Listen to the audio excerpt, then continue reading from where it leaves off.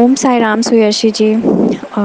आज बहुत दिन बाद मैं को थोड़ा सा टाइम मिला तो मैं एक रिसेंट मेरे साथ एक्सपीरियंस हुआ है ग्लोबल महापारायण को लेके। तो मैं सोची आज थर्सडे है, आज ही मैं इसको आपसे शेयर करूं।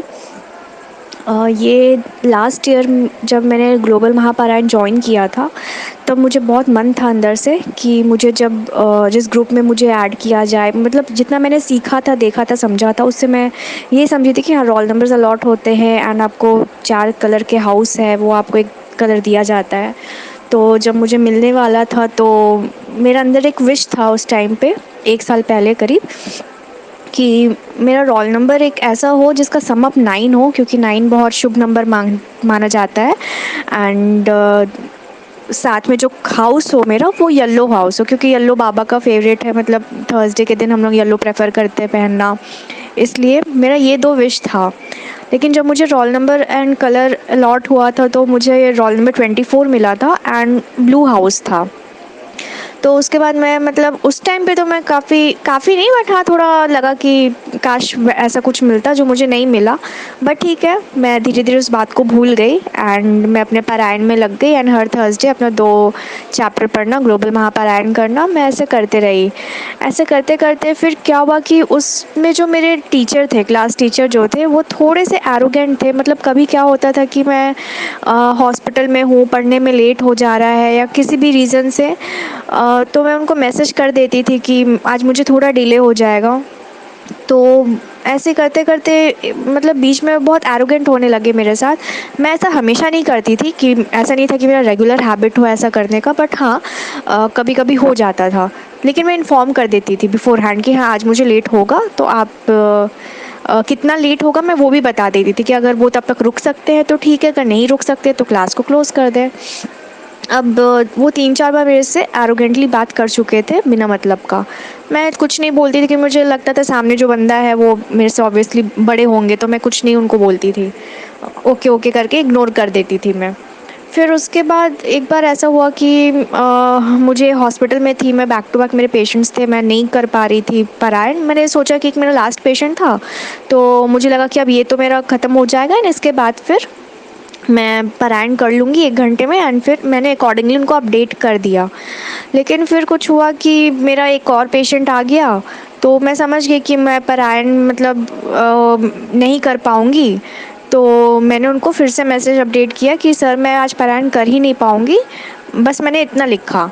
बट उनको लगा कि शायद, मतलब आप समझ लो कि कुछ मिसअंडरस्टैंडिंग हुआ, जिसकी वजह से मैंने जब देखा कि वो ग्रुप नहीं क्लोज़ किए हैं, तो मैंने उनको बोला, आधे घंटे में मैंने ये चीज़ ऑब्जर्व किया। ऐसा नहीं कि मुझे रात के 11 बजे मैं उनको कह रही हूँ कि सर आप अभी तक मेरा वेट कर रहे हो। मैंने उसी टाइम कहा कि सर आप ग्रुप चाहे तो आप क्लोज़ कर दीजिए, बिकॉज़ मैं पारायण कर ही नहीं पाऊँगी आपके टाइम के पहले, मुझे रात हो जाएगा, मैं 11 बजे रात तक मैं करूँगी पारायण। तो या फिर जैसा होगा 10 बजे तक एंड ऑल। तो वो मुझे अचानक से इतना ज़्यादा रूडली मुझसे बात किए कि तुमको क्या मजाक लगता है ये ग्लोबल महापारायण, एंड इस टाइप की लैंग्वेज में मेरे से बात करने लगे। मुझे ख़राब लगा कि भाई मैं भी यहाँ पे बैठ के मजाक तो नहीं कर रही हूँ ना, मेरी अपनी प्रोफेशनल लाइफ भी है, पेशेंट्स हैं, मैं पेशेंट्स को तो नहीं रोक सकती हूँ। ये चीज़ तो बाबा भी नहीं बोलेंगे कि बेटा आप पेशेंट करना बंद करके आप मेरा पारायण करो। एंड पारायण इज़ लाइक, आई फील कि कोई प्रेशर नहीं होना चाहिए सिर के ऊपर। आपको श्रद्धा से करना है तो आप जब शांतपन से बैठेंगे तब तो आप बाबा से कनेक्ट होकर पारायण कर सकेंगे। यही था। तो फिर मैंने उस दिन जब उन्होंने ऐसे बोला कि तुम ग्लोबल महापारायण को मजाक में लेते हो एंड तुमको इसका वैल्यू नहीं पता है, नहीं करना है तो मत करो, मैं तुमको फोर्स नहीं कर रहा हूँ एंड अंडरस्टैंड बातें करना, उस दिन मेरा पेशेंस लेवल ख़त्म हुआ। उस दिन मैंने उनको पलट के जवाब दिया। आई थॉट कि समटाइम्स इट्स इम्पॉर्टेंट कि आप पलट के इंसान को जवाब दो। तो उनको शायद जो भी था, उन्होंने उसके बाद मुझे ब्लॉक कर दिया। उसके बाद भी जैसे रोल नंबर अलॉटमेंट लिस्ट आती थी मैं देखती थी एंड ना पारायण में करती थी। फिर एक दिन क्या हुआ, ऑल ऑफ अ सडन वो एक दिन थर्सडे वेंसडे रात हो गया, मैंने देखा अभी तक मुझे अलॉटमेंट लिस्ट नहीं आया। मैं देख रही हूँ अचानक से वो मुझे ग्रुप से मुझे बताए भी नहीं है एंड उन्होंने मुझे ग्रुप से हटा दिया है। एंड मुझे इन्फॉर्म तक उन्होंने करना ज़रूरी नहीं समझा कि I am removing you from this group, and कुछ हुआ नहीं था, इट वॉज ओनली दिस, अपने मन से उन्होंने मुझे हटा दिया। तो एंड जब थर्सडे है नेक्स्ट डे मैं देख रही हूँ कि ये बात जो है ये अभी 2 हफ्ते पहले की बात है, हाँ 2 हफ्ते पहले की बात है ये। तो मैंने देखा कि अभी तक आया नहीं है। तो मैंने जो सबसे मेन जो वहाँ पे मेन एडमिन जो है, मैंने उनको सीधे मैसेज किया कि मुझे बहुत ख़राब लगा कि अरे ठीक है, आपको मुझे नहीं रखना है तो नहीं रखते आप, एटलीस्ट एक कर्टसी होता, आप मुझे इन्फॉर्म तो करते कि हाँ। तो मैं गुस्से में मैंने उनको मैसेज किया कि आप लोग ये सब जो कर रहे हो बहुत गलत चीज़ है ग्लोबल महापारायण का, ये आप लोग जिस इंटेंशन से आप लोग किसी को फोर्स नहीं कर सकते। मतलब मैं बहुत गुस्से में थी, मुझे बहुत ख़राब लगा कि इस तरह से मुझे निकाल दिया गया ग्रुप से कि जैसे मैं बहुत कुछ क्राइम किया है मैंने।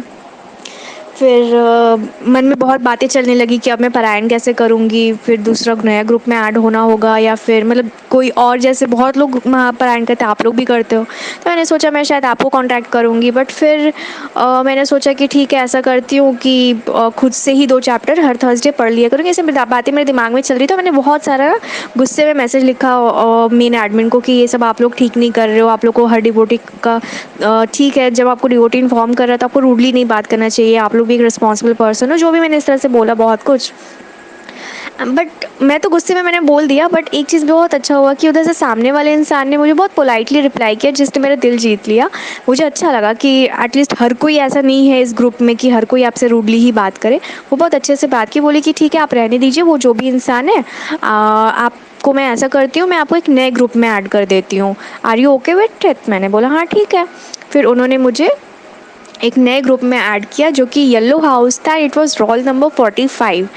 अब आप देखिए, ये मेरी पुरानी विश थी जो मैं भूल भी चुकी थी, एंड जब मुझे ये मिला भी ना तब मुझे उतना याद नहीं था कि मैं ऐसा विश मैंने मांगा था, मैंने सोचा था। फिर जब बाद में 1 हफ्ते बाद मुझे याद आ रहा है कि अचानक से बैठे बैठे कि 1 मिनट, मुझे तो यही चाहिए था। मतलब फिर मुझे इतना अच्छा लगा, इतना ज़्यादा अच्छा लगा कि और बाबा पे इतना प्यार आया मेरे को ये सोच के कि मतलब ऐसे ऐसे विश जो मैं मांग के भूल गई थी, छोटा सा विश मेरा, बाबा को वो चीज़ याद था एंड बाबा ने मेरी वो विश पूरी की, मेरे भूले हुए विश को बाबा ने पूरा किया है। ऐसे ही बाबा ने मेरे साथ एक और चीज़ किया, ये तो ग्लोबल महापारायण से रिलेटेड है। अभी रिसेंट डेज़ में मेरे साथ 2 बार ऐसा हुआ है कि मेरे भूले हुए विश को बाबा ने पूरा किया, जो मैं मांगी थी जब बहुत श्रद्धा से, लेकिन मैं जब नहीं पूरा हुआ तो एक होता है ना इंसान कि हाँ ठीक है भूल जाते हैं। मैं पोस्ट ग्रेजुएशन कर रही हूँ जैसा आपको पता ही है, तो पोस्ट ग्रेजुएशन में एक थीसिस टॉपिक सेलेक्ट करना होता है, जो आपके 3 साल का आपको स्टडी रहता है, उस पर आपका रिसर्च करते हैं आप।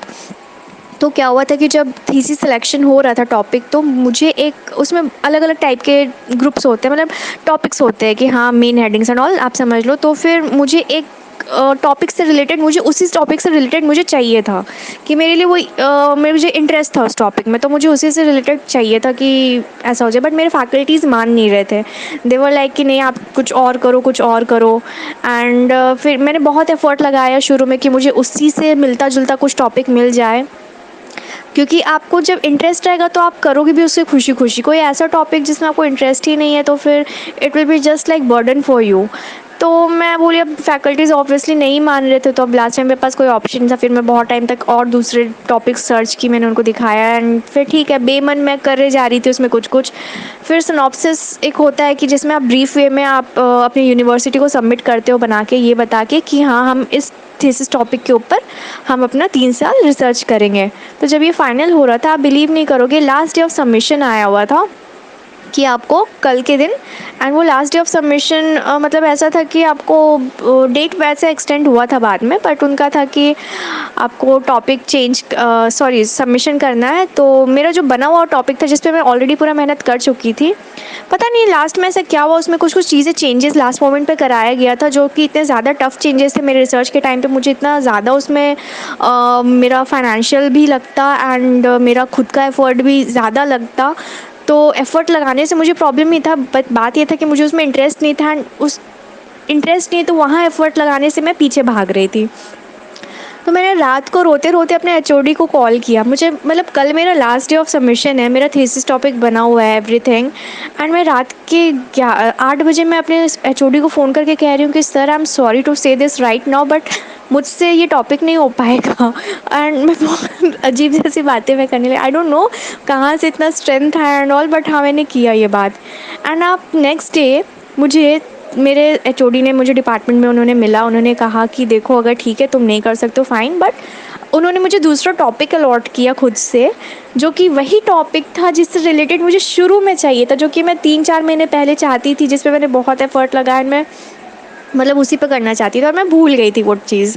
मतलब मेरा दिमाग बस इस चीज़ पे था कि बिकॉज़ मेरे और भी को-पीजीज़ है, उन्होंने उनका कर लिया एंड मेरा है कि उनका सिनॉप्सिस साइन हो रहा है एचओडी से एंड मेरा है कि मैं टॉपिक चेंज करने की बात कर रही हूँ। तो मैं थोड़ी डिप्रेस थी, अंदर से अपसेट थी कि ये मैं क्या कर रही हूँ खुद के साथ। बट ठीक है, उस टाइम काफ़ी रो भी रही थी, बाबा से भी मैंने कहा कि मेरे साथ ऐसा क्यों हो रहा है बाबा, मैं हर चीज़ में अच्छा एफ़र्ट लगाना चाहती हूँ बट अभी सबसे मैं पीछे हो गई हूँ, और इतना पीछे कि मतलब अभी रेस में मैं शामिल भी नहीं हो सकती हूँ कि सबके सिनॉप्सिस साइन हो रहे हैं एंड मेरा तो टॉपिक चेंज होगा तो नया सिनॉप्सिस बनाना उसमें बहुत टाइम लगता है।